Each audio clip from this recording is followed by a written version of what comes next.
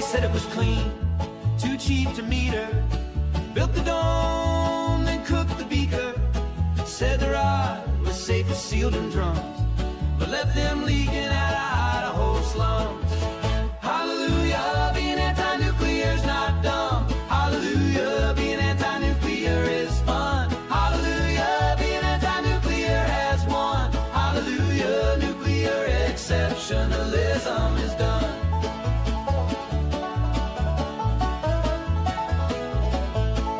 They chase the sun, all fusion proud.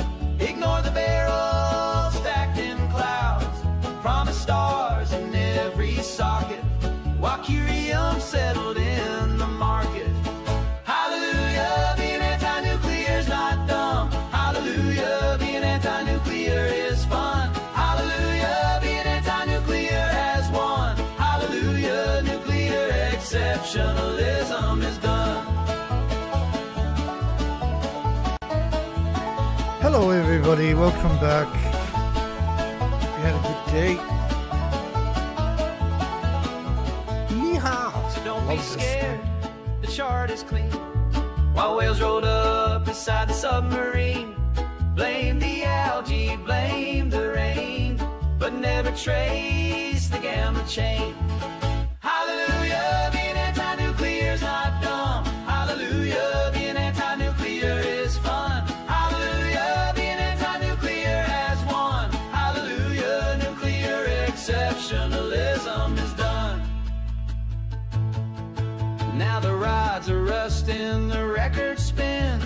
Mama warned them, too many sins. Keep your son, keep your lab coat pride, till you fix the waste you tried to hide. Hallelujah, being anti-nuclear's not dumb. Hallelujah, being anti-nuclear is fun. Hallelujah, being anti-nuclear has won. Hallelujah, nuclear exceptionalism is done.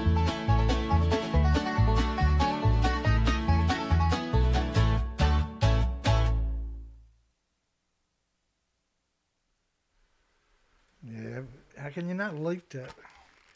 Even if you're pro-nuclear, how can you not like that song? That's the beauty of it. You can call in on these shows. Hope everybody had a good day. 709-589-4406. I had a long day, and so I'm a bit late tonight. My apologies. I'll explain that at the end of the night, maybe. Let's get after it. Lord knows we got lots to get through. So this is another one of those. These are great shows where you're showing the legacy headlines. Right, so because right now they're trying to blame everything on the bird flu and ship strikes and everything else. That wasn't the narrative for the first almost decade after Fukushima at all, as you'll see. And here we go. Oh, actually, we got a poll we got to get to. Let's do a poll. Very, very important poll. Is Fukushima's massive worldwide deadly radioactive fallout behind the Earth's current and maybe last extinction event? Because a meteorite comes and goes and the planet rebuilds itself, but radioactive fallout, it attacks everything with replicating cells. The planet might not be able to survive the nuclear industry. And the nuclear industry is well aware of this, trust me. So climate change likely played a role in 40% of the Pacific gray whale population death. This is absurdness. It's just a garbage can diagnosis, right? We covered all, what it was reported, we've covered it. And you're talking about 10,350 emaciated. Now, we're only talking about gray whales. I'm kind of doing the show a little bit backwards tonight. This is current stuff. And take you to the one suspect is, suspect. The whales are emaciated. What else could it be? It's not food scarcity, which is bizarre. It's slash emaciation. The food chain is broken. Like whales 12 inches of blubber, it takes them 10,000 kilometers to show up emaciated. The radioactive fallout, there's many plume studies of the radioactive fallout with numbers. This was 468 hours of radioactive fallout. These are very flawed inventories that we're going to talk about. The inventories are the fuel that was lost. It's 19.5 days. Interesting thing, it wasn't just the grey whales are showing up emaciated, it's every species of whales. And this was a extra 7,000 humpback whales.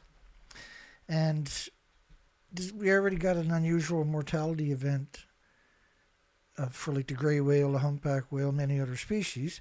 But this was on top of the unusual mortality event where they discovered, because they've been documenting the humpback whales for so long, they didn't show up to their feeding ground. After doing it for millions of generations, they stopped going there. Or they starved to death is the right one, and they starved to death not because of a marine heat wave, because of a heat wave caused by, in reality, 80 years of radioactive fallout. But Japan was an event. You're talking about 36 reactor cores, each reactor core splitting atoms that nothing on the planet has an autoimmune trigger to defend against, to boil water for 1 million homes and businesses. So you had 36 million of these, of this ability. So think about boiling water for 36 million people. That's roughly how many reactor cores was 36. It's splitting atoms. These are perpetual machines, and the emissions are 2 billion times more toxic than industrial poison. And once it's in your body, it's trillions of times bigger dose than external, and external is brutal. Think about the cesium-137. It'll pulse energy right through your house and radiate to people in the next house easily, destroying cells and chromosomes and DNA forever. What's it doing to all the little microbes and the insects and birds and mammals and everything else in that radius? But when there's so much, you gotta think of the bigger picture. A broken food chain, the phytoplankton, the bases of the food chain, the oxygen chain, the carbon sequestering chain getting wiped out. And then that trickle effect of breaking the food chain manifesting in all these emaciated whales. So there's unusual mortality events for right whales, humpbacks, minke whales, grey whales, sperm whales, brood whales, beak whales, and the numbers that we're talking about and the condition. This was another model of, I'm just trying to lay a foundation before we jump into the headlines now. We got an incredible story for everybody tonight.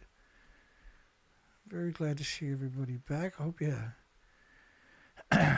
you had a good day. So the radioactive fallout is covering the entire planet. This model is based on 40 days. This is NOAA's radioactive fallout. And so the reasons the animals, it's not just a broken food chain. The animals have bioaccumulated also so much radiation because the species they're eating are heavily contaminated. The phytoplankton, by the way, lives at the surface of your salt water and your fresh water. And that's 50% of the oxygen for the planet. So when you wipe that out, it takes a decade or two to manifest very vividly. But when you get a lack of oxygen and people are still like, so when you smoke a cigarette or you're smoking the other stuff or you're drinking alcohol or wine or whatever, you're displacing oxygen molecules. That's how you get inebriated, is you're displacing oxygen molecules. So imagine the radiation that's in your body is also displacing the oxygen molecules. It's destroying them. It's replacing them with white blood cells because the oxygen molecule is in the red blood cells, oxygen nutrition. And so the animals, there's food still in the ocean because it takes a long, you're talking about a whole planet. It takes time to play out. but they can't uptake any nutrition because they have so much radiation bioaccumulated in their bodies. An example of that is, this was a couple of years ago, we haven't been really noticing any salmon up here. We've been noticing the bears had getting skinnier and skinnier and getting more aggressive. Well, I've done researches on that actual beach, by the way. These are emaciated grizzly bears. Grizzly bears. So normal that beach would look like to your left. There'd be there'd be incredible diversity of species. This is British Columbia, Canada. And the bears are not dependent upon salmon. Right, 90% of their diet is berries and grubs and roots, and they can eat caribou, they can eat black bears, and they can eat other animals, deer, etc., and they do. And grizzly bear, of course, is like the killer whales, the apex predator. And so they eat 200,000 berries a day, and berries, of course, are bioaccumulating the radioactive fallout. It's a good way to get leukemia, is eating berries regularly. 5 million sockeye were expected to return and spawn, but only 600,000 came. The local grizzly bears are bearing the brunt of it. Well, 600,000 is enough to feed those local bears. The reason the grizzlies are emaciated, because they eat everything else besides salmon, right? Is because they have so much radiation from the berries bioaccumulated in their bodies, they can't uptake nutrition anymore. They have leukemia, basically. And so that beach, this is the same, what it should look like to your left. Right? It should look like, there should be all kinds of opportunities for them to get some kind of protein and nourishment and everything else. And this was because it wasn't just in that spot, it was the whole coastline. They were showing up emaciated because of the bioaccumulation. Mysterious mass deaths of Alaska birds baffle scientists. Tens of thousands washing up on a beach. Each beach. This is unprecedented. Emaciated. And these were the common murres. There was over 1 million of them showed up. I was on research expeditions at the same time. And there was 1 million common murres. The common murres, they dive 600 feet all day. They feed on anchovies and squid and sardine and krill, which is like a big shrimp. And they feed on, 6, 7, 8, 9, 10-inch fish or bigger or smaller. And at the same time, there was 1.4 million Cassini auklets that were on their way to Australia on the migratory route. They showed up, and of course, think about the fact that the birds would normally have all kinds of food to supplement their migratory diet, right? They're chasing migratory species.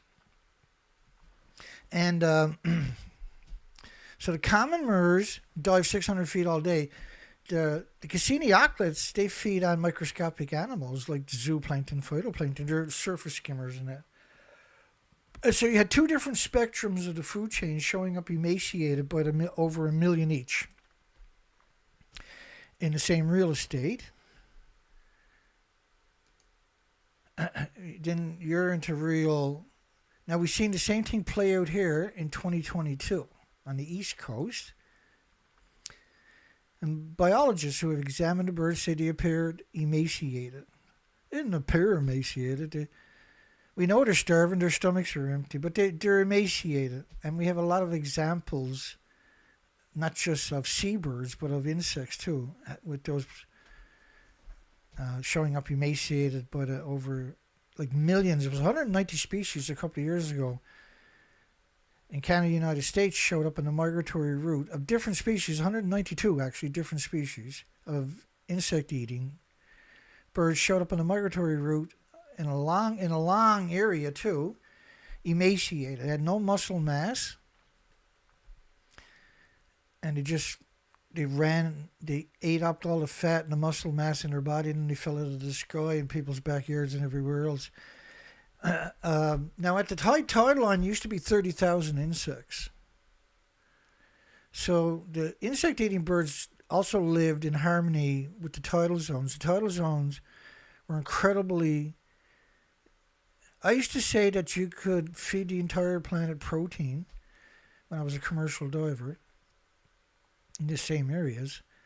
And there was no quotas back then, right? There was no regulatory per se. It was open season, but you can only dive certain spots and certain depths, right? You can't hurt, as you know, a small fleet of divers, you can't hurt the species. You're limited.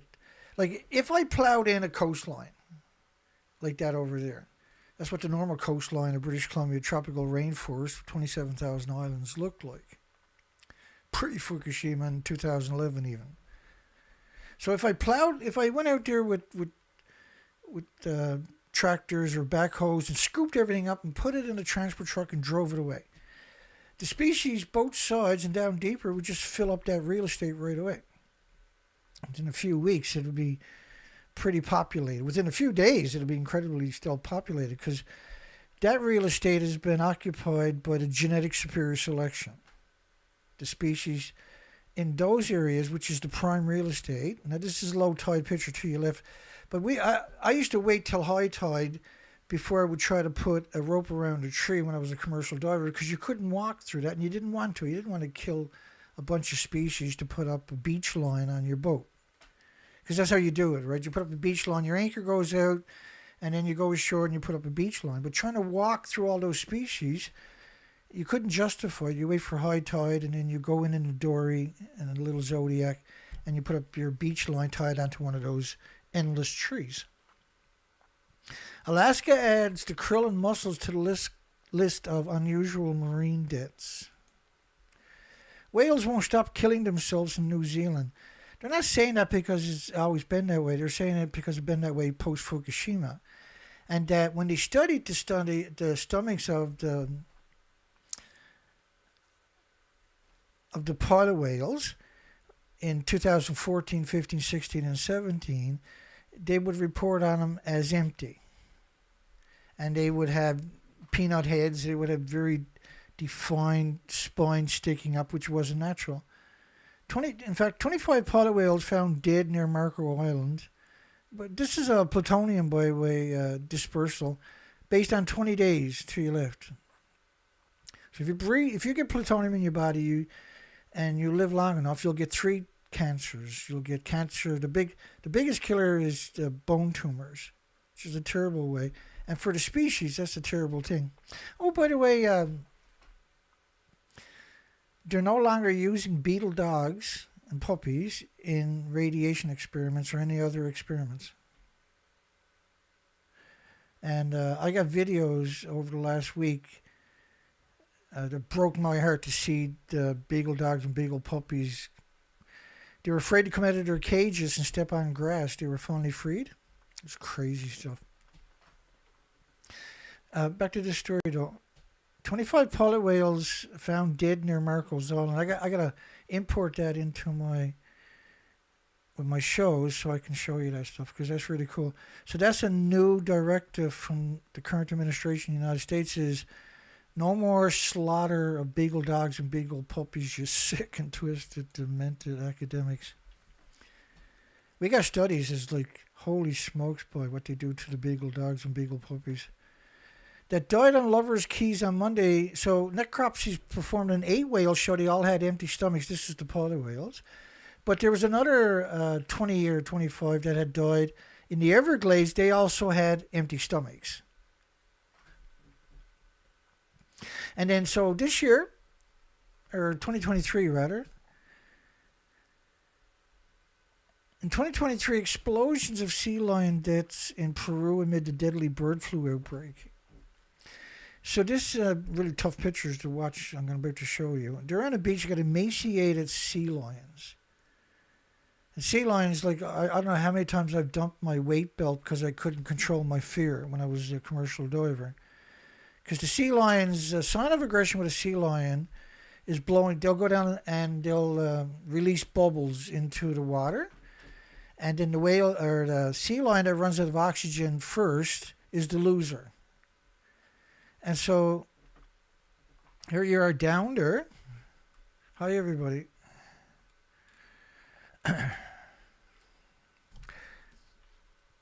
Anyway, this animal typically would weigh 700, 1,400 pounds.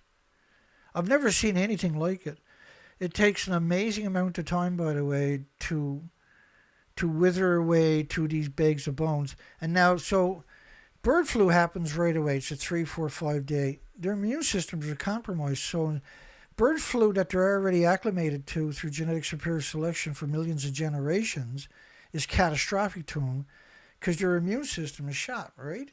Clearly, there's no immune system left in these animals. So bird flus could do the trick, but only because radiation has already compromised the integrity of their health, their immune systems. So there was 3,487 sea lions were found dead due to the virus, they say. Well, they can't quantify that, by the way. These animals are not due to the virus. This animal was supposed to be 700, 900 pounds. It maybe weighs 60 or 70. This is unbelievable emaciation. I've never seen nothing like it in all my experience. And I have absurd amount of experience. I've never, ever seen. This is not what bird flu does. But here was the media trying to conflate 3,400 emaciated sea lions. And that's why they show you these pictures. Because the average person, when they see emaciated animals on their beaches, they're going to say, well, that's the bird flu. Right? Come on, honey, don't take pictures. It's a sin. Don't go near it. It's the bird flu. And so people, instead of being informed, they're completely disinformed. Fukushima plume model showed 1 million atoms of xenon-133 on the west coast per square meter. So this is ground disposition. Right? When you're talking about square meter, you're talking about dirt, you're talking about soil, you're talking about forests or metals, you're talking about physical ground. So airborne is cubic meters of, right? So it'll be described as cubic meters. And by the way, this is one of the plumes of that model, but this plume is only based on till the 31st of March 2011. This event happened March 11, 2011. So anytime about 20 days of radioactive fallout. So in 2022, there was a mass die-off on the East Coast. I showed you the stuff from the West Coast. There was a mass die-off on the East Coast, and we went and investigated it. And you had shearwaters, you had all kinds of species, common murres, you had dovekites, which are microscopic eaters, you had the common murres, which are deep divers. So you had both different spectrums of the food chain, again, but this time in the Atlantic Ocean, showing up with over millions dead in a place where they're not supposed to be. They were supposed to be headed towards the Arctic. They weren't supposed to be coming to Newfoundland and Labrador. There's 600 miles of the coastline. And I went to all these communities and found out where it started. And I covered hundreds of miles of that coastline. I went to every community. I talked to the local shops, the gas stations, which are these little tiny outport communities. That's where you go to get gossip, basically, also, right? And I was able to figure out where the die-off was showing up at the beginning. And then I was talking to the community. They were saying forestries and fisheries and oceans and government agencies were coming into the community each morning and scooping up the dead and dying and emaciated. And these were described as emaciated in all the media, because the locals were posting it online, right? They were trying to, and so the media was trying to control the narrative. And they were showing up in fresh water. They were going up the rivers and streams. This is not the normal behavior of seabirds, right? Starved, but so if you later that summer and in that fall, this story showed up. And so what they were trying to do was blame the die-off. At the same time, this was showing up in Britain. On the same day, you were seeing the same species showing up emaciated in Britain as you were in Atlantic Canada, all the way up to St. Lawrence. And there's many different species involved in this particular die-off.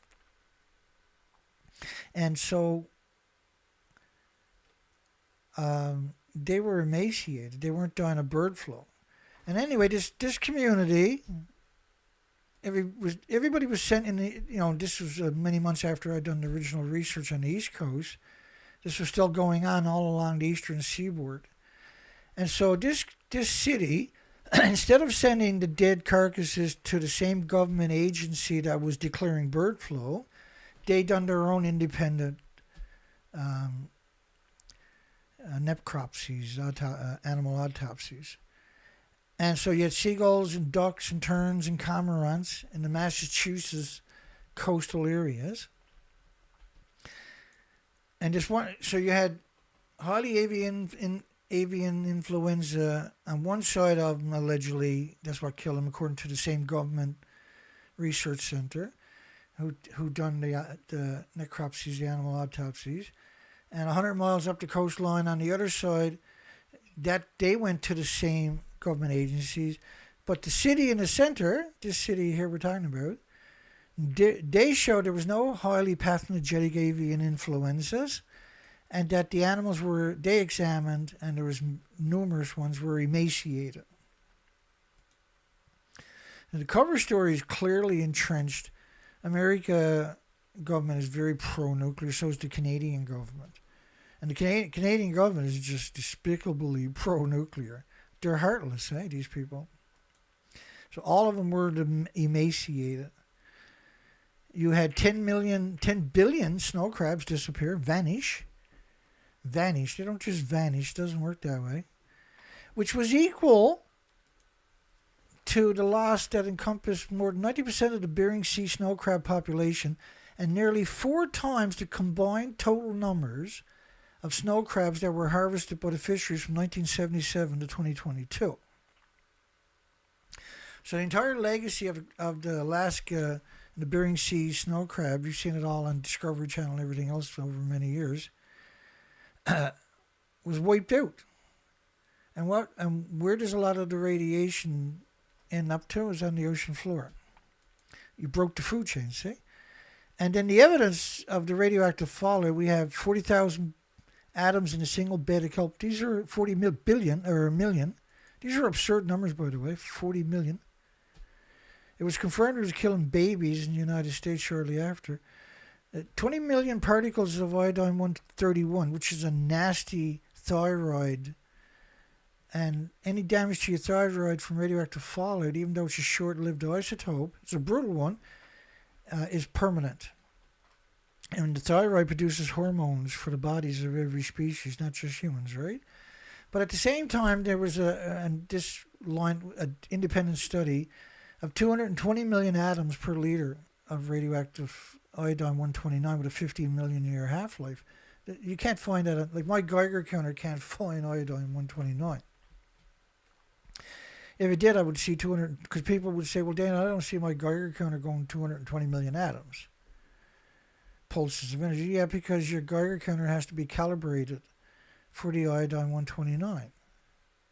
Mine's calibrated for cesium-137. It's 299 counts per minute. 185 counts per minute would normally be an evacuation zone. Now it's normal. So we got the media pretending they're on top of Reactor 4, which officially, the official story, if you listen to all the crazy medias who have been cutting our throats for the entire legacy of the nuclear industry, 80 years.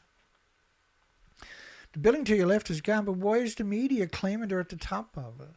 Why was the food banned in 14 prefectures by 55 countries for a decade? That's half the country.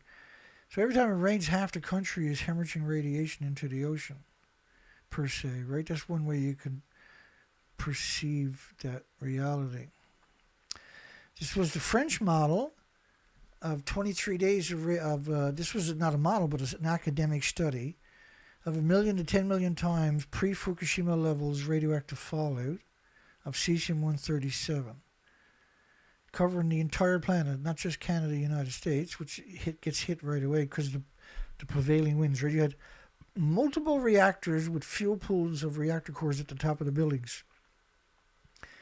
It's crazy because, the official story is Reactor 4, you're looking at right there, and the fuel pools reactor cores were at the top of these 190-foot, 65-meter, 19-story buildings. You're talking about 8 to 9 reactor cores at the top of each of the buildings is gone.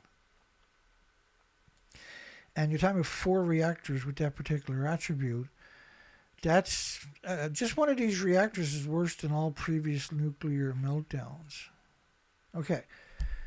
Nuclear plant, radiation expert, nuclear plant is out of control. Nuclear fuel is now in the ground. There's no way they can get at it. 2014. We'll just wash uranium out to the sea. Not just uranium, there's 1,000 fission products. Pollution of the Pacific Ocean to continue more or less forever. Now, because a lot of these headlines I'm about to go through are about the ocean. The ocean, let me explain how the ocean, it's not just pouring out of Fukushima. You remember that cesium one I showed you, covering the entire planet in 23 days? This is Neptunium-239 covering the planet in 20 days. And Neptunium-239 decays to plutonium-239 after 2.5 days. And plutonium-239 was named after the devil because of its its horrific effects. So all the water, all the oceans, every one of them, and all the fresh water is saturated with radioactive fallout by day 20. And that's the consensus of all the academics, the universities, institutions, government agencies that have reported on it in the first few years. But then the nuclear industry, the International Atomic Energy Agency, degeneracy, it took over the narrative, and dissenting voices were stomped out eventually. There's very few, if any, in the last 6, 7, 8 years, dissenting voices reports in the mainstream or medias that's making it into the search engines. Radiation expert, nuclear plant is out of control. The nuclear fuel is in the ground and they can't get it out. It just washes into the ocean. We already covered that, Dana. I'll get there. TV, Fukushima is the most important issue going on in the entire planet. And everyone should stop what they're doing and work together. Newspaper editor, government is afraid to look into Fukushima as it could lead to the destruction of the fishery industry on the west coast. Well, it got destroyed anyway now, didn't it? North America, TV, North America will not be safe from Fukushima radiation if the plant keeps leaking. So leaking is massive plumes covering the planet in a couple of weeks. The word leaking is just, it has no right to be used in any context in this story. And if they lost, and they did, when they lost 36 reactor cores, they called it a leak, and they've never stopped. Animals suddenly died on the west coast, United Kingdom, or Canada and United States. The whole world noticed this strange phenomenon. This is why we ended up doing research expeditions. Fatally high levels of radioactive material have entered the ocean, and serious pollution is ongoing. And there was South Korea TV. That was that particular administration because they had massive radioactive fallout. Now, there's an interesting caveat. The new prime minister, the new president of South Korea, I can't remember if they got a prime minister or president in South Korea, is anti-nuclear. So that's why we had those headlines we had last night where not lawsuits, but court-ordered stoppage on South Korea's was going to build these reactors. It hasn't built a reactor, by the way, since 2009. And so there was $18 billion on the table. It was supposed to kick off the nuclear renaissance. But that president in South Korea who started that a couple of years ago, he's in jail for sedition, right? Because he invoked martial laws. And we've covered that quite a bit over the years. Fatally high levels of radioactive materials, serious pollution. A radiation expert, Fukushima plant is out of control. Oh, we already covered. Some reason I went up instead of down. We may be on the precipice of a major extinction event in marine wildlife. That was January 18, 2015. I was the only guy who was on the ocean reporting on this. Right, I was out there for 4 to 5 months a year each year, doing species counts. Massive die-off of sea creatures from California to Alaska. That's the North American continent we're talking about. Animals are starving as the food chain continues to collapse. Mass starvation event plagued the West Coast, and scientists said, it felt like I was doing nothing but counting dead animals. Oh, you have no idea. This is 2017. I was on research expeditions that year at that time, too. Mysterious cancers killing sea lions all along the United States West Coast. It was also true for Canada. Bones are turning to mush. Inside are just masses of yellow cancerous tissues. Doesn't that describe the emaciated sea lions I showed you earlier? Animals dying at alarming rates. And you move ahead to now. Now they're trying to blame everything on avian influenzas and bird flus, right? We make fun of it. That's what killed all the trees. Was it bird flu? Is that what killed the dinosaurs, the bird flu? That's what killed all the rocks on the beaches, was bird flu. It's like a garbage can diagnosis with no signs. Work at Fukushima plant to go on for 10,000 years. That's longer than the human history. And that was a professor of nuclear engineering at Seoul National University. Right? In 2023, he had a professor at CAS, which is South Korea's major prestigious institute. And he was a professor of nuclear and quantum engineering. And he said the entire inventory that was lost into the Pacific was equal to 3 grams of sugar. So when you got your universities, your medias, all telling incredible, just unbelievable denial. People on the West Coast are right to be concerned about Fukushima plume, and the East Coast and the rest of the planet. Lots of radioactivity is flowing into the ocean. They're not testing the water or the fish. 2013. Even today it's unmitigated. The reactors are still melting down. We're going to lose the planet. That's for sure. That's not up for debate. We're going to lose the planet. And we're well underway at this stage. It's terrifying how the Pacific ecosystem has collapsed since Fukushima. Plutonium, uranium suspected of spreading through the food chain. Drastic plunges in baby California pelicans. 0 born in multiple study areas. The bottom dropped there from thousands to 10 or less. Unknown why it's occurring. Well, because the food chain is broken. Die off of mammals, birds, reptiles in western United States. So many diseases afflicting such a wide variety of animals and species.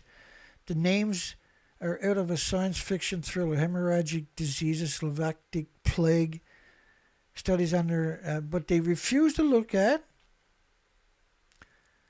100 dead deer at a time. They refuse to look at radiation. They weren't allowed. Canada blocked scientists for 5 years. Stephen Harper was the government at the time. And scientists started marching in the streets around year 4 or something with pots. And there would be thousands of them in the big cities like Toronto and Montreal or Quebec. And they would take their pots and pans and they would bang them together because they weren't allowed to do interviews. And nobody knew why they weren't allowed to interview. They weren't allowed to do interviews because we would be able to connect the dots to people that were paying attention, right? Because you got these academics that are studying all the species, and all of a sudden the species is mass die-off of it and everything else. They didn't want that, so they had to contact Stephen Harper's office with the interview. Stephen Harper's office, the Prime Minister of Canada, would send them and the interviewer a list of questions they were allowed to answer, and the scientists a list of answers they were allowed to give. Right, so there was no interviews. It was totally scripted. So that kind of betrayal is just, it's unprecedented in size and scope. And the physician has predicted that, in fact, radioactive particles may concentrate as much on the West Coast as anywhere in Fukushima. Turns out the East Coast, the Canadian studies, is just unbelievable how much radiation we got hit with. And it continues, it never stops, right? Alarming mass die-off in the California beaches. Extremely high numbers of sick and dead animals. Seabirds, sea lions, dolphins. Never seen this many sick birds. How many have to die before somebody cures? 2017 May. Well, I was still on the ocean doing research expeditions. And species counts, and there was no species to count. It's unbelievable how the academic, the universities, the mainstream media has systematically post-Fukushima come out and told, now see, because you have all these legacy headlines that are so important because they did report on it, right? This is AFP. I'm not even in the picture, am I? That's right, because we... Scientists warn of new flood of radioactive particles around Fukushima. It's not just Fukushima. As the plume models I showed you, the plumes cover the entire planet, no matter where they're coming from. Not just Japan's plumes, any plumes. So there's 1,000 fuel pools that are creating the same plumes as I showed you earlier, every day. People in coastal areas are at particular risk of the radiation is liberated from the ocean. Like the sulfur peroxide hydrogen buckyballs are very easily liberated on your coastlines back into your... These are super hot particles. And this was a phenomenon they knew about in the 50s with the nuclear testing in the oceans. Fukushima fuel rods were melting 75 minutes after the tsunami. The reactor cores were not covered with water 10 minutes after a station blackout. So once they lost power, reactor cores... Well, first off, you got to have circulating water. If the water's not circulating, those reactors are going to go critical. Right? They're going to heat up. These are high-pressure reactor vessels, 1,000 pounds or more. And so as it heats up, it creates more pressure. When it gets to 2,000 or 3,000 pounds per square inch, it's going to explode. And you've seen some of the pictures I showed you earlier. That's what happened to these buildings, right? Now, once it doesn't need oxygen to burn, but it produces all of these anthropogenic man-made elements / isotopes. It displaces any oxygen. And what happens is, when it explodes, you're introducing oxygen all of a sudden. If you just introduce oxygen, it'll detonate anyway. And that's the problem with the molten salt reactors, which is a cover-up for what's really going on. Is if something goes wrong, you can't put water in there, you can't put oxygen in there because it'll detonate. And there's no way to decommission these reactors. So eventually they're going to break down because of the gamma shines, the neutron bombardment, the beta rays, the alpha rays. And you're going to have an explosion. Before the explosion, Unit 1 filled with what looked like steam or dust, it melted down in about 6 hours. The noise was never heard. A series of loud bangs of noise never heard before. So then there was this bizarre forecast, Fukushima forecast of radioactive particles to concentrate over Midwestern United States.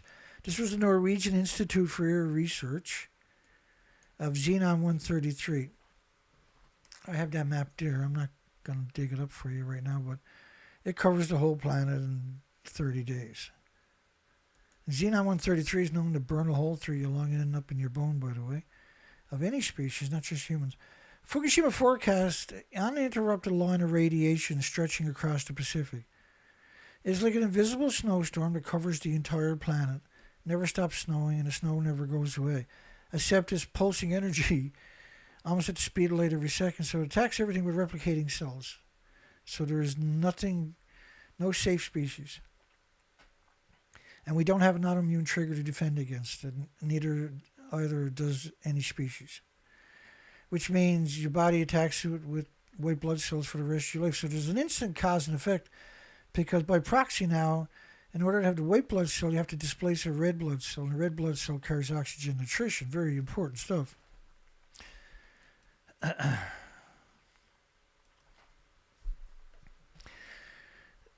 Let's keep rolling. Pyrophoric fire may have already occurred at Reactor 4. October 21st, 2013.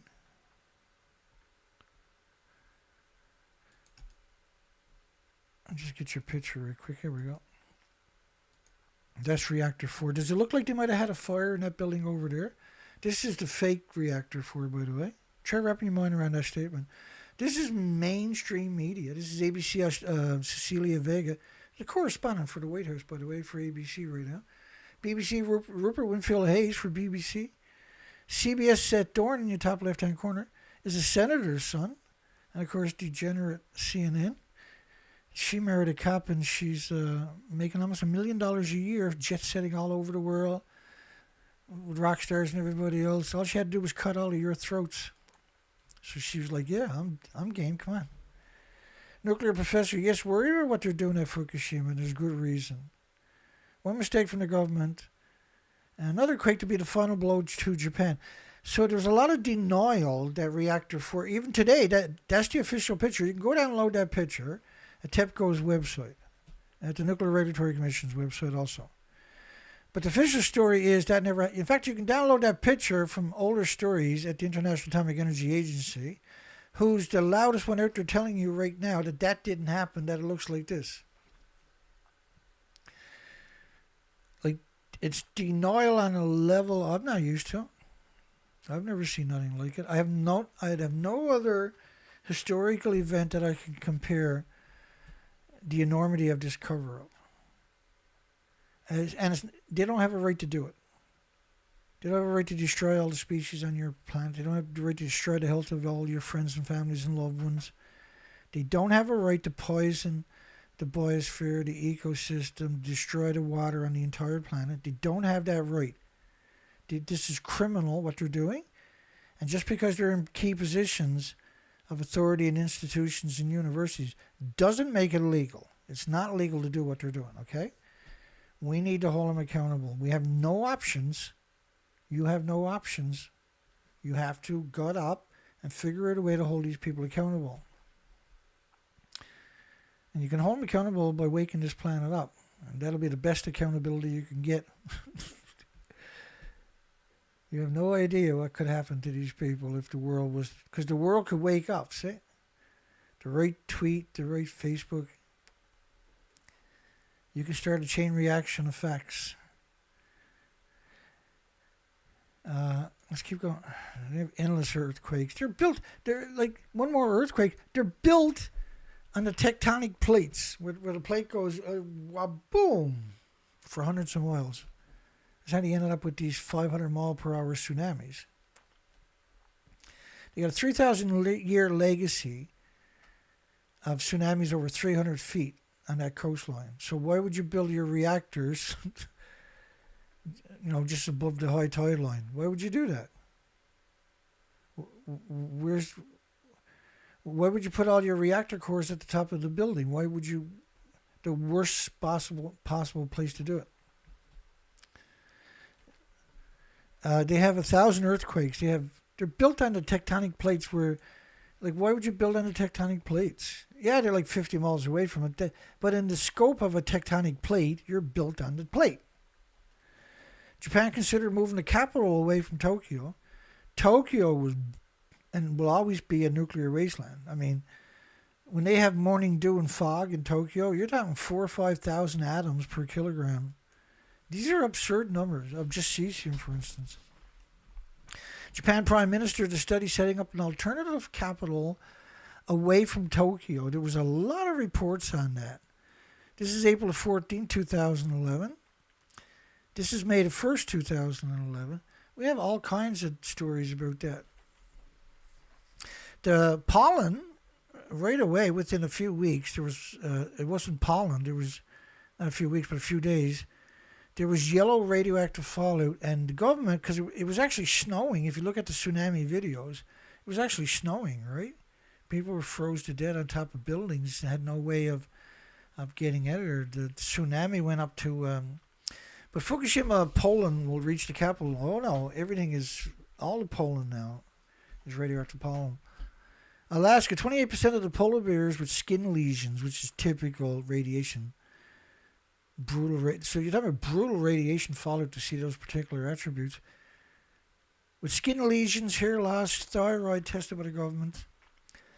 I went up, we had 15 pilot whales wash up over by Stephenville. And so I drove across the island 800 kilometers to investigate it. when I got there, I talked to the locals. Here were these pilot whales were washed up right by the roads. And the children wouldn't go to school because they didn't want to drive past these dead whales every day. The government never went near the place. So the locals got together with their ATVs and towed some of them back into the ocean. And I went there and investigated it, and I went and seen as many as I could find on the coastline. I had a guy who lives there show me where the whales, the current whales were too. And I went out, and their thyroids were cut out. So they're not going to cut the thyroid out because they starved to death. They cut the thyroid out because of the radiation. The thyroid is producing the hormones for your bodies. And so it's particularly troubling when it's, you're talking about the birds and the animals and the children, because they're developing, right? Surprisingly high mortality of muskox, weak immune systems suspected, high rate of embryo deaths and bad eggs for geese. Now, when you put all of these stories together at the end of the night, how can you live in denial? How can you pretend that we're not talking about every single species? Because I cover an absurd, and this is just a fraction of a fraction. And really, you want to go, let me bring up my page here. You want to go to my main page. There's the live, I do 5 live shows a week to try to keep this story front and center. So if you scroll down, you'll see a killer whale. I shouldn't be down that far. I produce an awful lot of material, mind you. Oh, there's the killer whale right there. Environmentalists on the mass die-off of whales, birds, insects caused by Fukushima. And I'll walk, that's a 3-hour video, so it might seem like a lot, but I got a playlist with dozens of those presentations, 35 videos. There's 35 videos of die-offs, multiple hours per video, where I gathered up the current documentation going on for the last couple of months and then came out and done a presentation on it. And all of the 700 emaciated humpback whales. We also do research expeditions, etc., etc. But these emaciated, always emaciated. And I give you all the mainstream news stories, and we walk you through the whole narrative.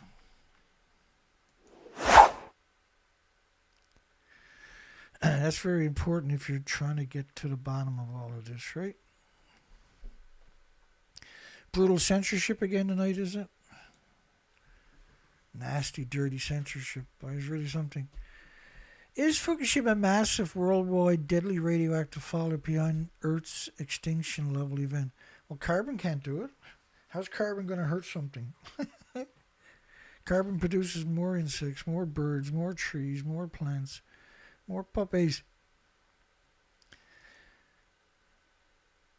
That's the thing. When you control all your medias and universities, and anybody that comes to their senses can't have a conversation with somebody else because everybody else is sucked in to that propaganda void.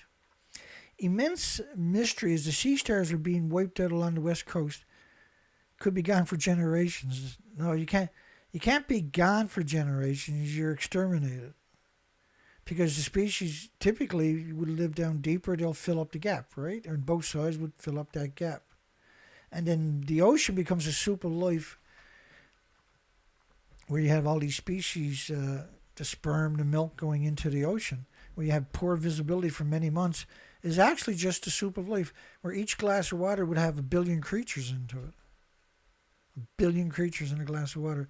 Microscopic eggs and larvae and everything else, right, of all the different species I showed you earlier, is just a fraction of what we're talking about. Columnist, the truth must be told, Fukushima is a major global threat to all living flora and fauna. Nuclear engineer, enormous amount of plutonium in number 4 spent fuel pool in danger of catching fire. April 13. But all the reactors blew up in 6 days. There was no pool. And because I took you through legacy headlines over the last couple of weeks, right, where I was able to lay out the original cover story. If you look at the Freedom Information files, because we do those videos once in a while, and I've recently done one just a few videos back. The Freedom Information files, you'll find links below every one of my videos to the Nuclear Regulatory Commission website, where there's 4.3 million emails that were released through Freedom of Information. None of these people had actually went to Fukushima. All of them were hell-bent on covering up the reality of what had happened. It's really something, and we've produced it's quite a complicated subject, and there's so many facets to this subject, but everybody can learn this stuff. This is not impossible, right?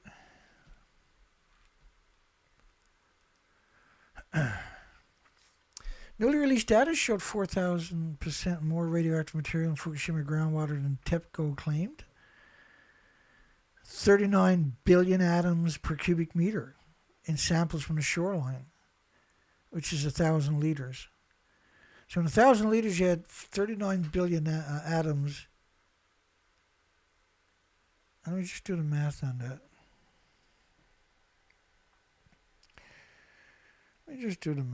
I'll bring it up on your screen, the calculator, in a second here.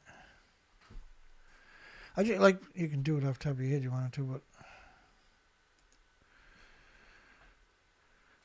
39 billion atoms. These are crazy numbers, by the way.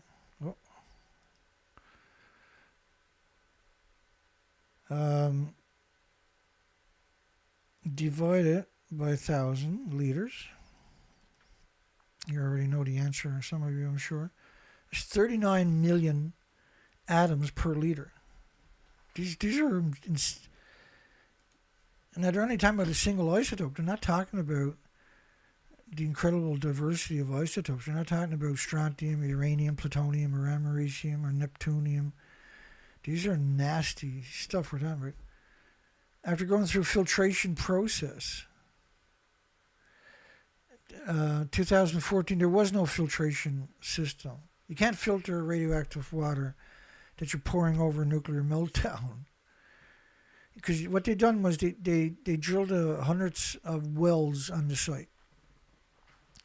Now, typically, the reactor needs 4,500 tons a minute, 1 million gallons a minute, just to keep cool. And boil, right, to produce power. So that's equal to 4,500 one-ton pickup trucks every 60 seconds. There's 70. Think about 4,500 one-ton pickup trucks going past your front door every minute. You can think about the enormous amount of energy each of these reactors need. That's why they all run on 2 gas, oil, or coal plants. Results were not made public until a year later. This is 2014. There was no filtration, though. It allegedly went through the filtration. They were told there was a filtration, but yet they measured 39 billion atoms per cubic meter of water, 1,000 liters of water. Sea creatures sick, dying, disappearing at an alarming rate all along the Pacific coast. And some wonder if it's followed from Fukushima. The New York Times says ocean life faces a mass extinction. Another study said we may be on the precipice of a major extinction event in the marine wildlife. Was that 2015 or something? I was on the...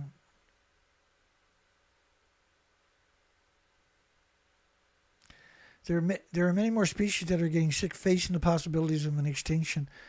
So the word extinction has already been invoked many, many times. It's not just Dana. Very sick, very emaciated on the West Coast. Food supply is being killed off. No, it's not being killed off.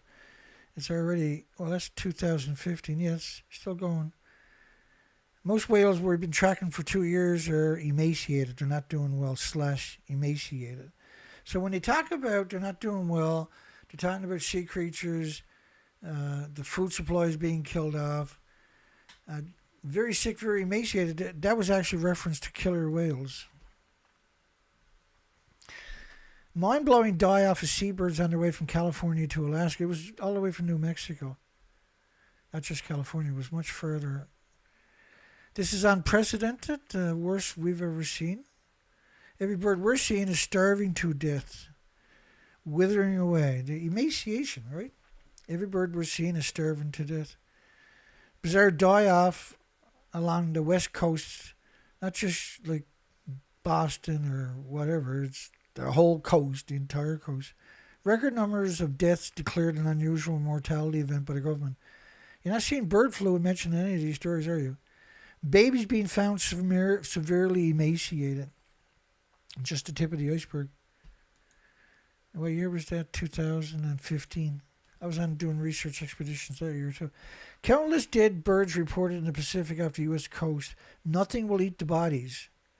There's no seal present. The fish are not there. All of them are starving. Animals acting weird, sick, and weak, too weak to fly. And so each of these stories is made up of multiple headlines, basically, and then they would all be linked below.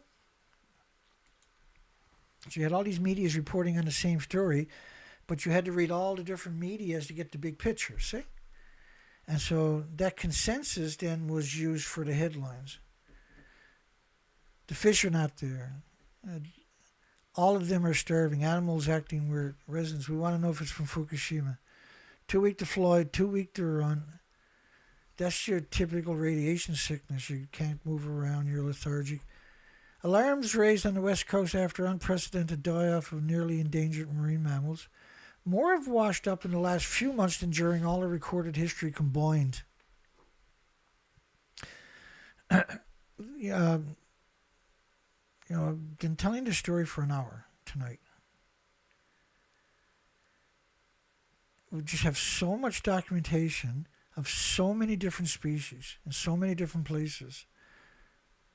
Experts scrambling to deal with the latest wildlife crisis in the Pacific. What's going to happen next? Carts filled with emaciated dead bodies. It's incredible. It's so unusual. There's no good explanation for it.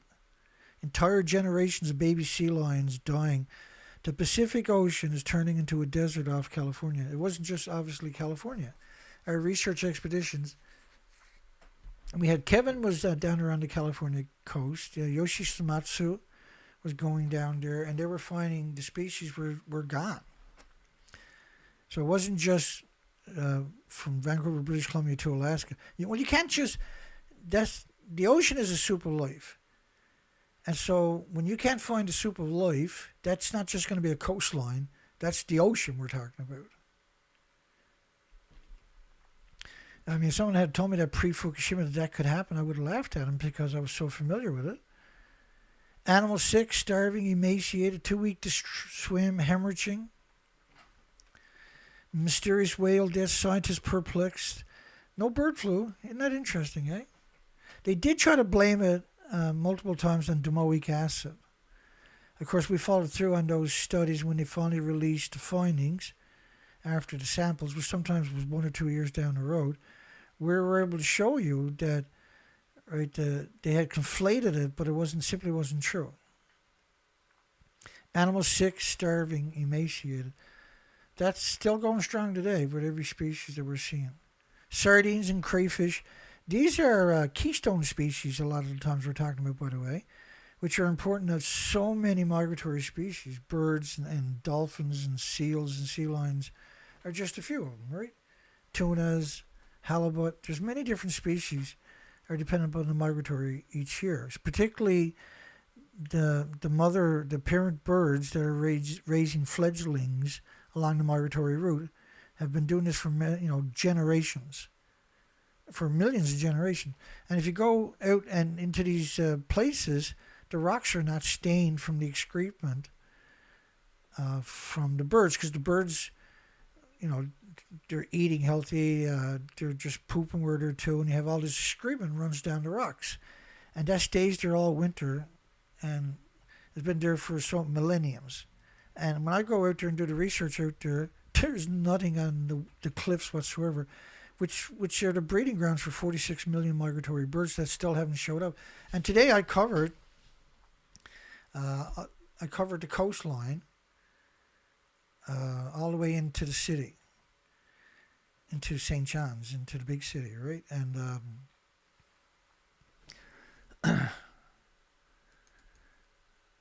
and broke down on the road on the motorcycle. I was like, oh crap. I think it's it was a long way from home though, right? Hang on here, I'll show you a picture. So I had to get a ride out of the city. I got lucky, and this young man, 21 years old, stopped on his motorcycle to check on me. And we had heat here today. This is a couple hours ago. I was in the city, 100 plus kilometers away, and I had left the bike on the side of the road, and went in and picked it up. And so I got out. That's why I was doing a show late tonight. And just hang on a second here.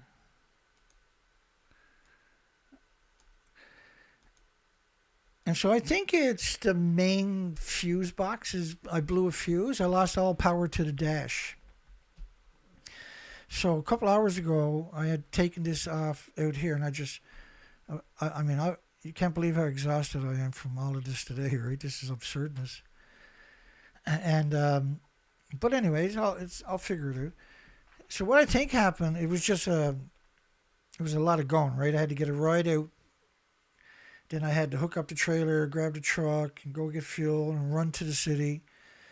And I thought the bike was gone. We were at rush hour traffic when I got there, and I couldn't spot it because you had all this traffic. I thought the bike was actually gone.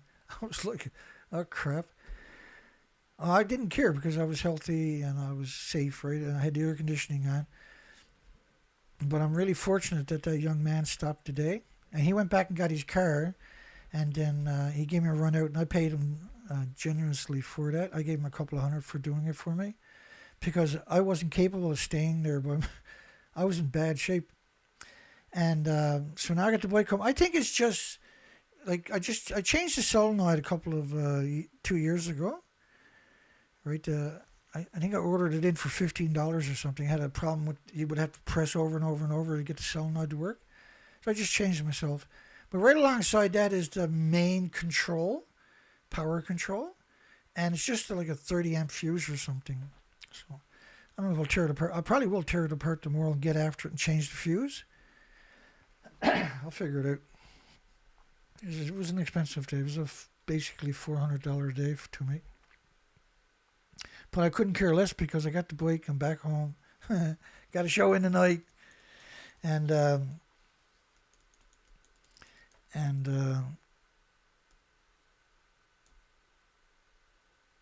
you get a kick out of this, or maybe you won't. You see that little stick, man, I got up there in the corner of my window? Somebody actually stopped me and asked me where I got that to. On the highway, on the way out. Or no, I was just pulled on the highway right there. I got that because I'm being stalked by the nuclear industry. Let's get back to it. But I was really fortunate to have this young man pull over, check on me, make sure I was safe. Done a bunch of running around trying to figure out. Call up a bunch of friends to try to figure out if we can get her started. And I forgot about the main fuse panel. And I would have been able to take my side panel off and get at it. Who knows? I might have been able to fix it and get back on my way. But because as soon as it broke down in all the heat. I never seen a single bird. Anyway, long story short is I'm safe. Everything is good. And I never seen a single bird. And we're in the middle of the migratory season.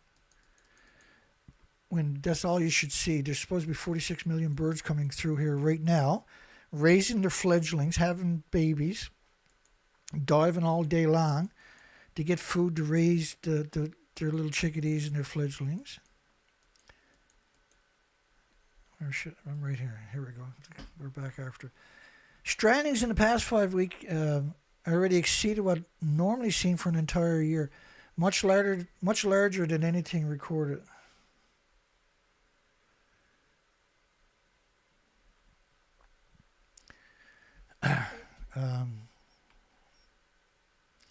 Much larger than anything ever recorded. Animals are basically dying on our beaches along the west coast.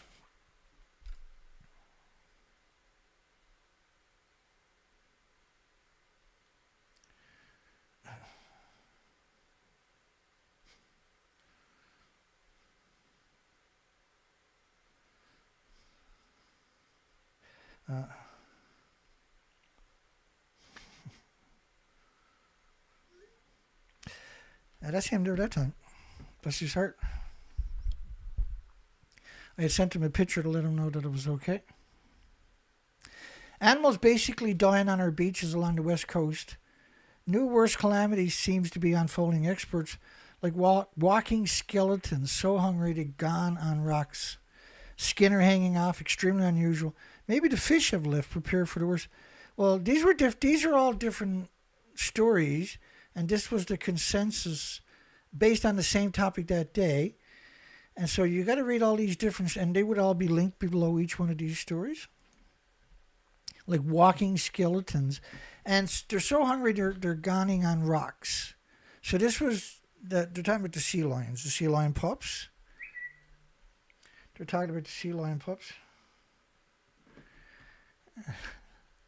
Yeah, and so that young fella picked me up and got me home. That was a big deal.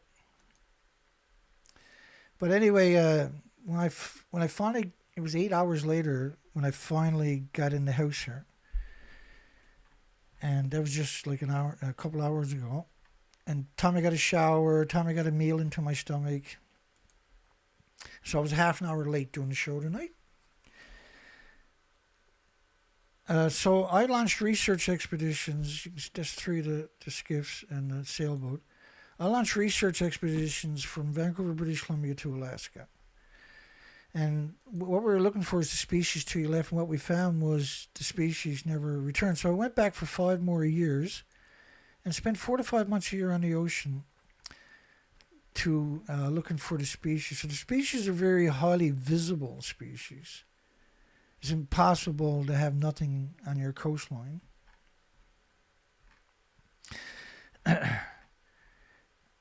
Now, the French government produced a study of a spike. So this wasn't an opinion or a conjecture. This was an actual spike of radioactive fallout. This was 1 million to 10 million times pre-Fukushima levels. 1 million to 10 million times pre-Fukushima levels of radioactive fallout. That's wrong. Hang on here. Spiked 1 million to 10 million times. This was the study based on 31 days. I'll put this on the bigger screen for you. This model is cesium-137 at 1 million to 10 million times pre-Fukushima levels.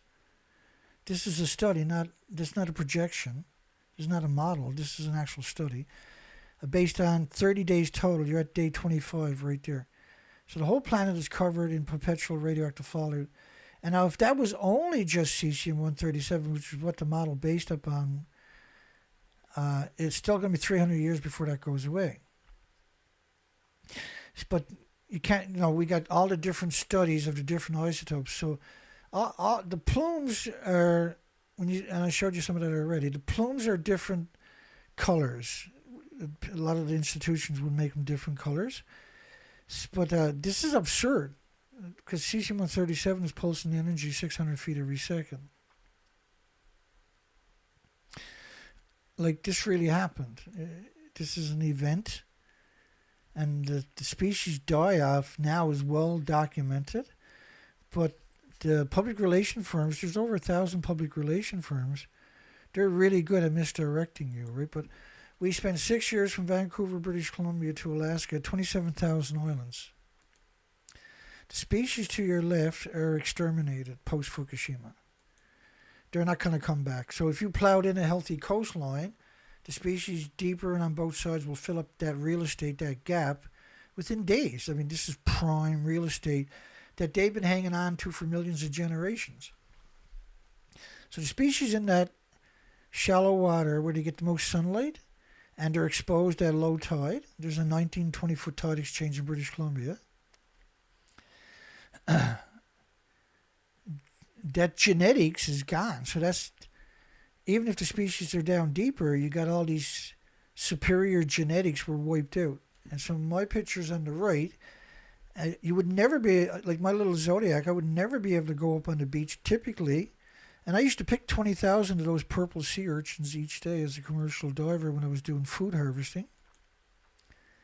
You're only picking the 3-inch. You can't hurt it because when you go there, what you're seeing is football fields everywhere, and you're just going to pick out the 3-inch ones, and you're never going to work the same place. So diving is not efficient, right?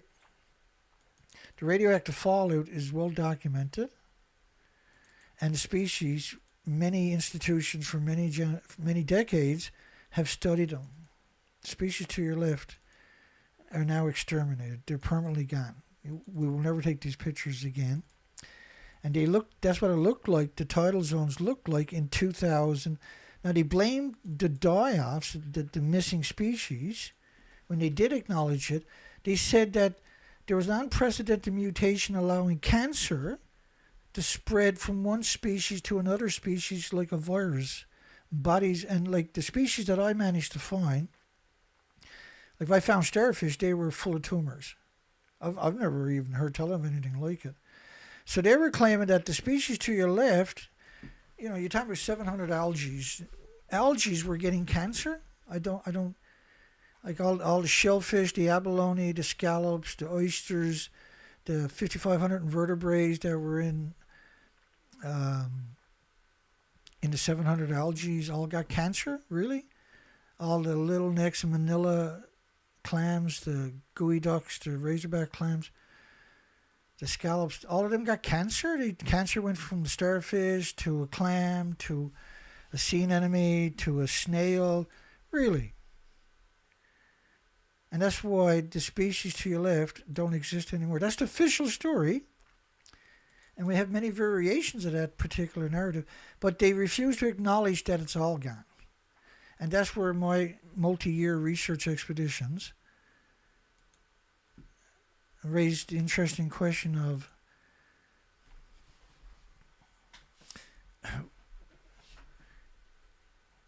what's our next move? We've lost our species. We're talking about 8 million species. Yeah, there's still species out there, but it's nothing like pre-Fukushima or pre-nuclear industry. It was an amazing planet. Pre-Fukushima, post-Fukushima rather, it's catastrophic. There is no species. So in order for this to happen, we had to sterilize the ocean.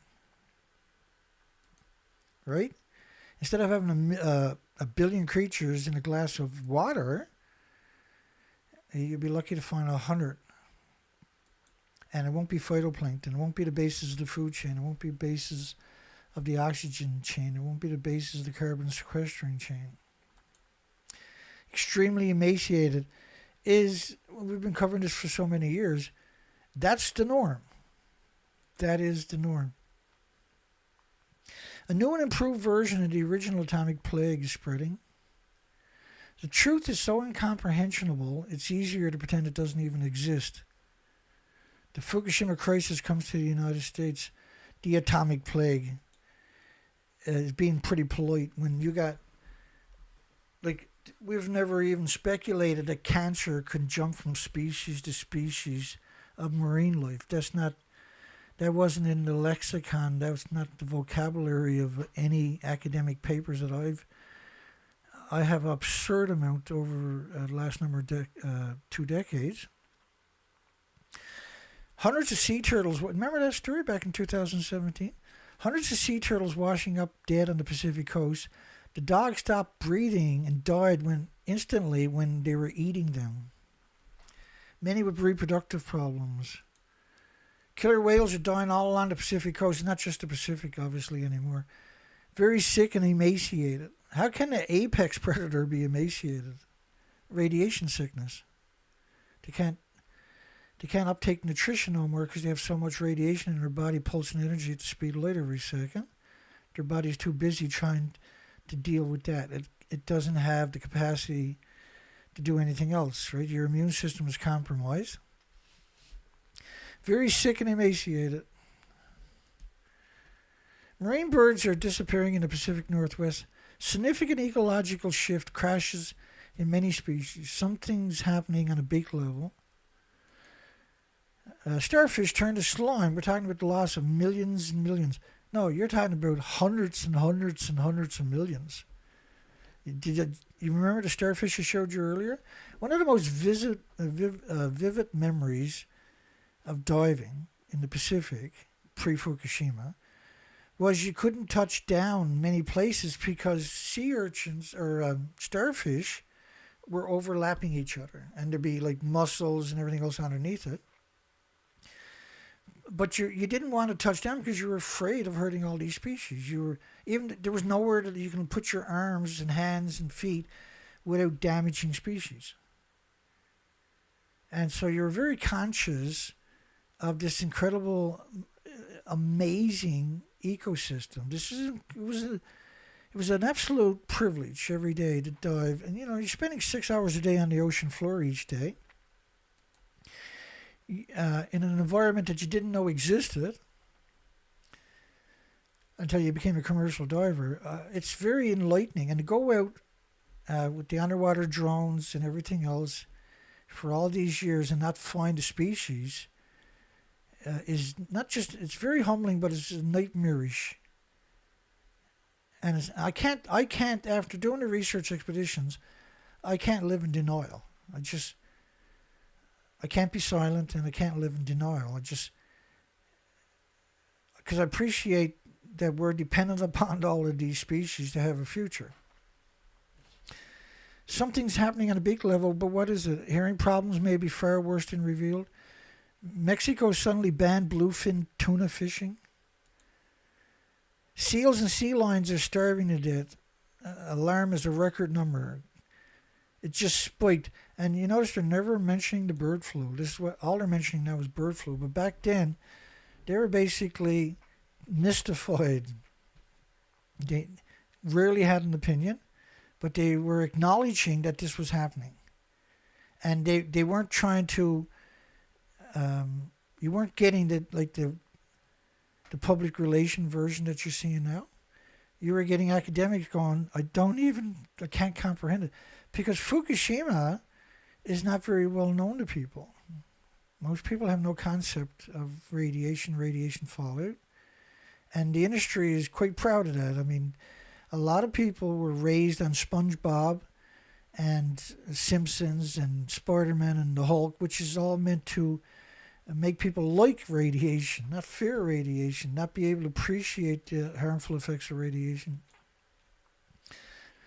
It's called social engineering, and it's prevalent throughout the entire planet for the most part, where there's, like if you go into really poor countries where they don't have a lot of TVs, they don't have a lot of communication, schools and institutions, then the people are not necessarily brainwashed, right?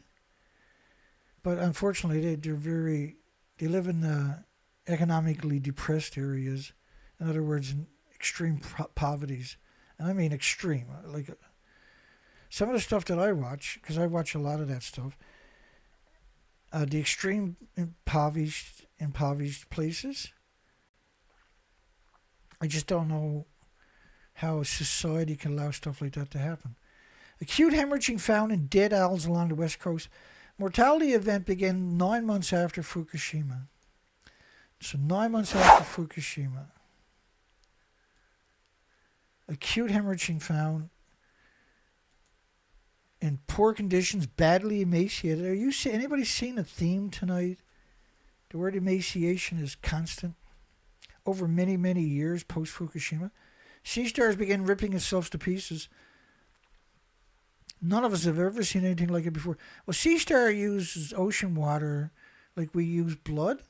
And so the radioactive elements, that's a venue into their bodies. And instead, the radiation, I guess they're sensitive to it.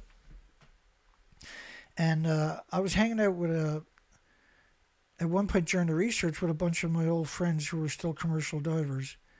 And we were up in the middle of nowhere, and I came across them in some of the communities, right? And so they were headed out, I headed out too. And on day 2, there was 10-15 of the divers came over to where I was anchored and was just freaked out because the starfish were ripping themselves to pieces right alongside of them. They'd never seen nothing like it. And some of them were asking me, did the black mold they were seeing on the fish, did that have something to do with Fukushima? And other divers were acknowledging there was a lot more fish with open sores and mutations. It was quite the revelation. Millions of starfish melted away from Alaska to California. Alaska, British Columbia, all the way down to California. Well, it can't just be if it's that much of the eastern or the Pacific Seaboard and North Atlantic Pacific Seaboard. It has to be the ocean. It can't just be, a few thousand miles. Because the ocean is the soup of life.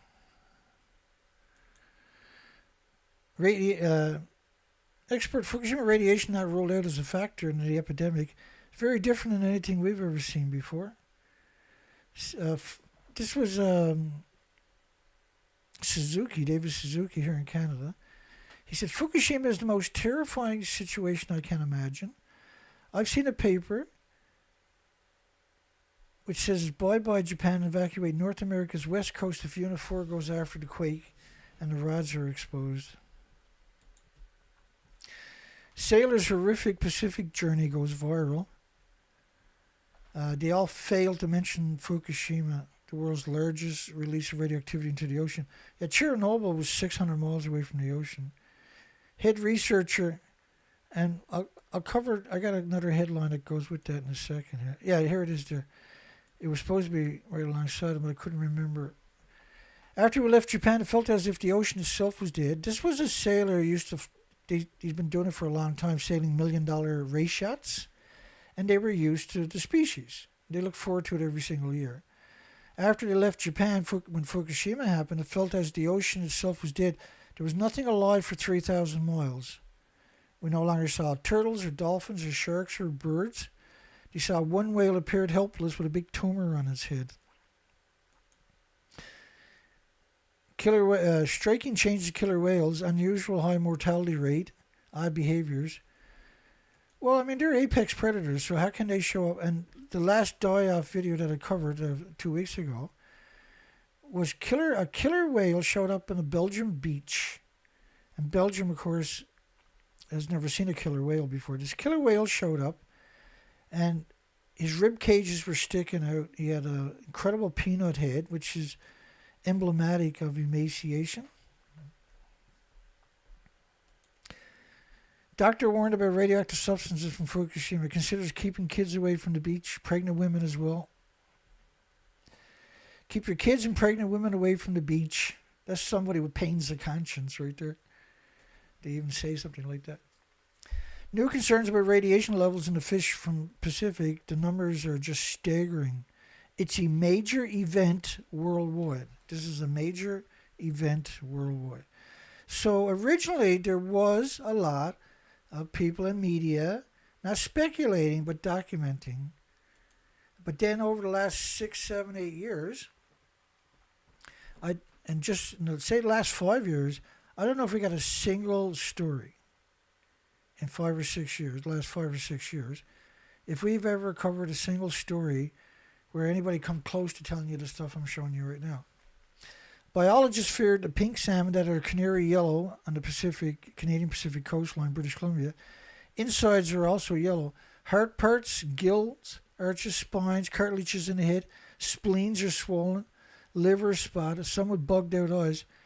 There was a study where the hearing were bleeding from all their orifices and their eyes, sockets, and everything else, and had incredible sores on every single one of them.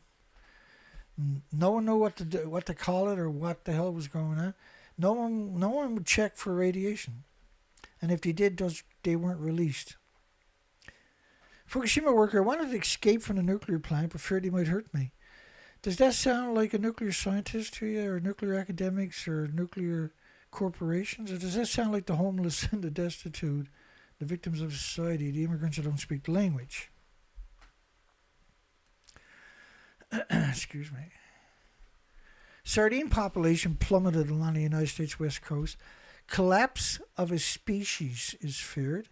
2013. Canadian Pacific fishermen caught no sardines in 2013. And sardines are another absurdly important keystone species. They feed all kinds of different species. everything you can imagine, every species, not just marine life, but birds, whales, and coastlines. There's lots of species when they're coming up and laying their eggs, or in the tidal zones. There's lots of species out of the forest, or the birds and small crows and everything would feast on them during the migratory runs. Right, they're gone. So that's the breaking of the food chain with these keystone species. It's not just a microscopic. We're seeing the keystone species disappear at the same time. The squid, the krill, the sardines, the herring, the anchovies. The official data is all denial. Japan experts must be allowed to report health consequences of Fukushima. Post-Fukushima horror, severe impacts oceanic environment, an unpredictable amount of damage to the Pacific. Fundamental to the reproduction of humans. And Japan is simply dumping the nuclear waste into the ocean. Fish leaking pus covered in lesions, deformed, all along the United States West Coast. Fishermen, nearly all fish caught affected. I've never seen this. Some had pus all over their bodies.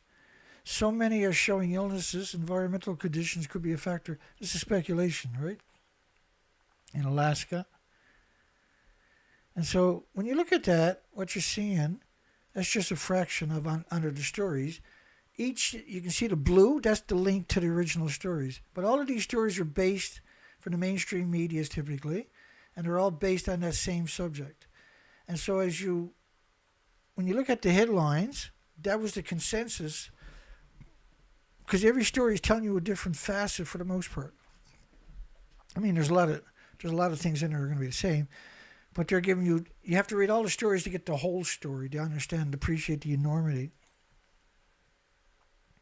Officials, historical crisis along the United States West Coast. We're facing a fishery disaster, very never seen before things. Should be exclamation alarm to the public. An extinction threat for salmon, loss of sardines, the squid, sea urchins, kelp, massive sea star deaths, marine mammals, strandings, more and more and more. The West Coast bird die-off is the biggest ever recorded. I was out there doing research expeditions. I think this one was 2015. Stomachs are completely empty. We've never seen anything like it. And they say death could reach many hundreds of thousands. The final tabulature number came out a couple of years later. And it was 1 million common murres. There was many other species, but there was over 1 million common murres. And the common murres will dive 600 feet all day. And if they can't find... And they feed on anchovies and squid and sardines and krill and everything. And krill are like shrimp, but they can live up to be 10 years of age, and they're about the size of your thumb. So they're solid food for the keystone species, right? It was over 1 million of them, and at the same time, the Cassini auklets, which are microscopic feeders, they found 1.4 million. So two different spectrums of the food chain. 7,800 dead murres on a 1 mile stretch of beach. Starving to death. That's so you had K2, Homer Tribune, Live Science. There's a whole bunch of stories, and so the headlines of each of these are based upon the story. So they would give you a paragraph and link you over so you can read the whole story yourself, right? USGS, Alaska Public Radio, KHNS. The primary avian species reported wasn't just murres, common murres. Included common and thick-billed murres, black-legged kittiwakes, which are like small they look like small mini seagulls, but they're their own species. Horned and tufted puffins, gulls, sooty and short-tailed shearwaters. Some of these avian mortalities were concurrent with whales, sea lions, seals, sea otters, fish mortalities. We're seeing effects of this throughout the food web. The common murre stomachs and thick-billed murres were completely empty. The implications are scary. Yes, indeed. Ongoing fish famine, 2016. I was out on the ocean during that. And I was the one who was reporting on it. There was nobody else reporting on it. So a lot of these stories They didn't give me credit, but they were reporting on my research. The dearth of food across the ocean, severe fishery implosion. Supply has been low since post-Fukushima. Worst wildlife die-off ever recorded anywhere on Earth underway on the West Coast.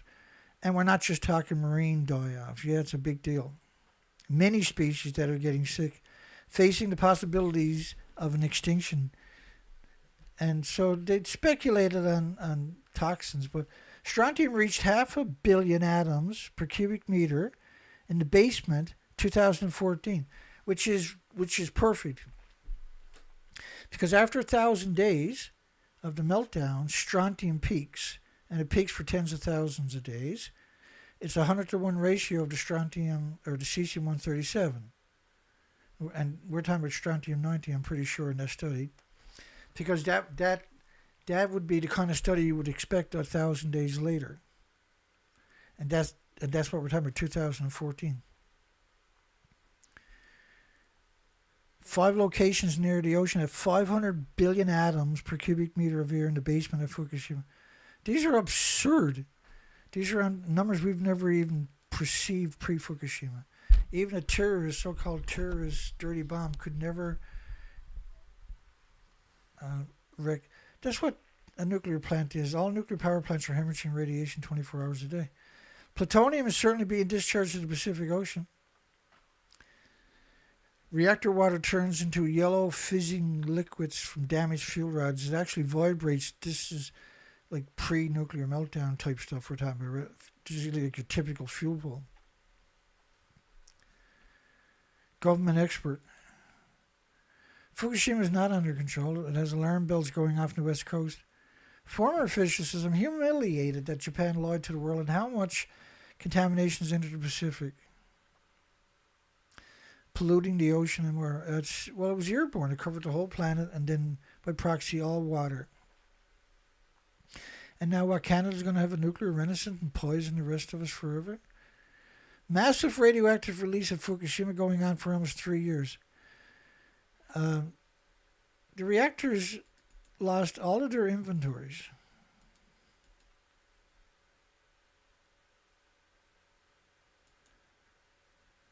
This is March the 15th. This is day 5. You had 4 reactors, and it turns out that at the top of each of the buildings was 8 reactor cores. This is 36 reactor cores. Like, so Chernobyl was a graphite reactor. It was a small reactor. It was a new reactor. It didn't have fuel pools at the top of the buildings. But they closed 9,400 farms, 3,000 kilometers away in Ireland, Scotland, and the United Kingdom. And hundreds are still closed today. And each one of these reactors here would have been equal to 100 of Chernobyl's. So you have 3,600 Chernobyls. And think about how bad Chernobyl was. They've done sex ratio studies on Europe, for instance.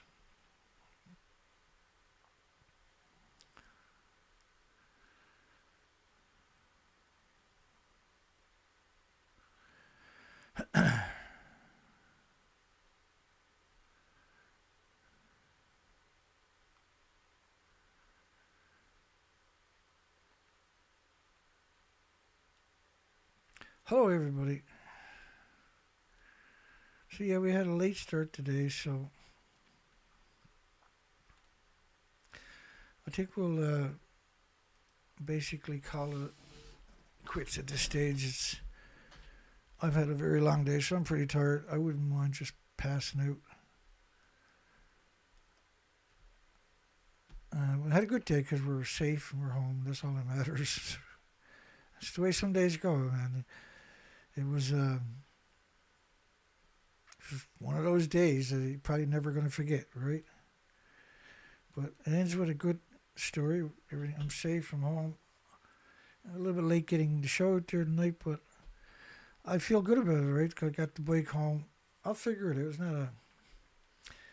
It's not I lost all power to my dash. So it's most likely the main fuse. I just got to find it. I'll figure it out. I checked the battery just before I came in the house tonight. and it was 12.5 volts, so it's not the battery. Well, you're not getting no power to the dash. I thought it could be the battery because I bought a cheap battery 2 years ago, right? But the way it reacted, you assumed it was a loose wire or something. And so when I was taking it off the trailer, I was hitting the brake the whole time, so I was shaking the bike really good. And I had the key in the on position, so if it was a loose wire, I should have seen the dash flashing on and off. That didn't happen. So the fuse originally, right, when it first blew, I was driving down the highway, right? And so I'm assuming it's got to be the fuse. I'll figure it out. It was an insane day, that's all for me. And the day's over. We made it. So that's all that really matters, right? Alrighty. So let's find a song. We'll call it a night. And we've got to talk about the poll one more time. Is Fukushima massive worldwide deadly radioactive fallout beyond the Earth's extinction level event? Hell yeah, unfortunately. I showed you enough evidence tonight that we can't deny that, right?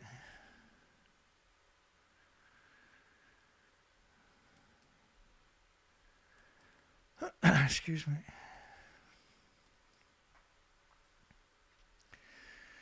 Well, everybody's talking about James Lucid YouTube channel. That's it right there. And Ocean Smell is Gone. No Bugs on the Glass is a really good one. We did it. James dedicated that to Albert Mitchell, who passed away recently and was a long-time supporter. Ocean Smell is Gone is it. We're going to play that song everybody's talking about in the chat room there. Have a great night. Hugs for everybody, and we'll see you on the next show.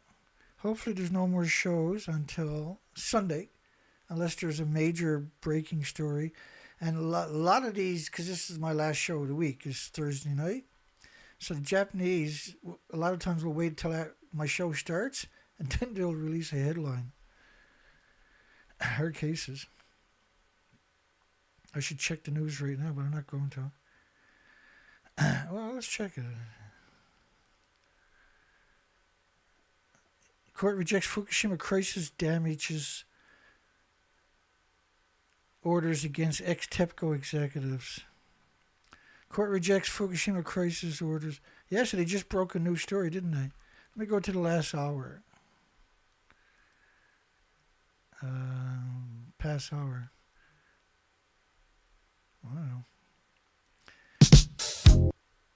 I got to reset the volume. My apologies to everybody if it was loud. I wasn't paying attention. I was too busy chatting away.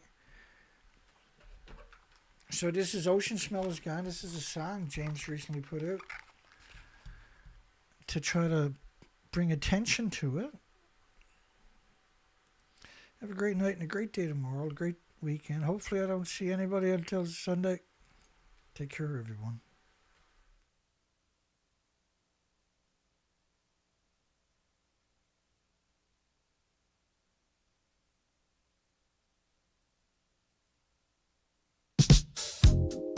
Boardwalk stroll, eyes half shut. No said, no with a blind man's bluff.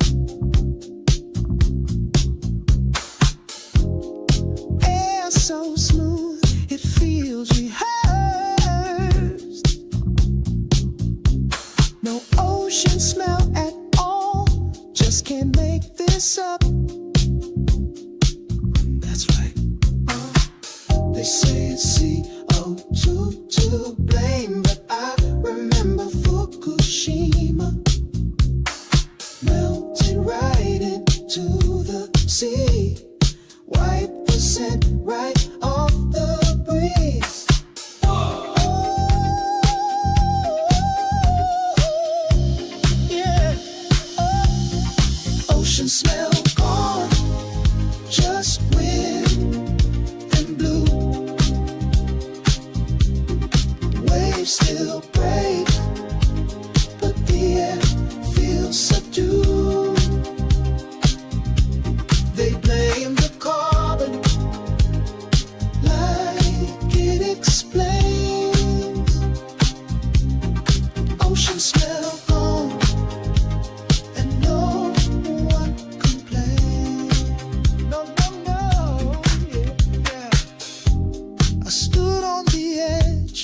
was nothing to smell. Just memory blinking like static in hell. The headline said heat, the anchor said the blob. Nothing mentioned about the melted fuel rods. Oh, that's cold. Melted for years. Not acid, not sunscreen, just fallout, called sublime.